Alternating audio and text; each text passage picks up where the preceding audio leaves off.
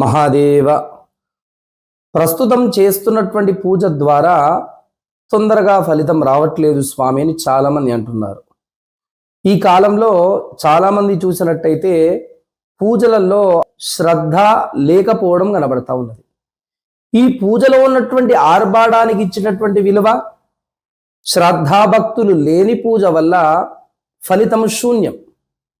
విషయం ఏంటంటే ఈ కాలంలో చాలామంది కూడా నా పూజ విధానం అంతా కూడా వేరే వాళ్ళు చూడడానికి లేదా వీడియోలో ఫోటోలలో అధికంగా పడడానికి ఆ యొక్క డెకరేషన్ అధికంగా పెడుతున్నారే తప్ప పూజలలో ఇచ్చేటటువంటి విలువ, భగవంతుడు అనేటటువంటి విధానంలో భక్తి భయము అనేటటువంటిది విశేషంగా కనబడితే పూజ ద్వారా సంపూర్ణమైనటువంటి ఫలితము మనం పొందవచ్చు.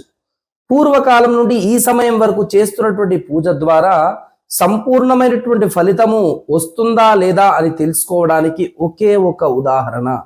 మీ దగ్గర భక్తి శ్రద్ధ అనేటటువంటిది లేని కారణం వల్ల ఫలితం రావట్లేదు.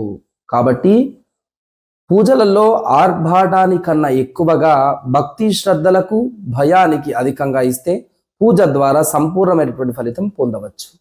మహాదేవ.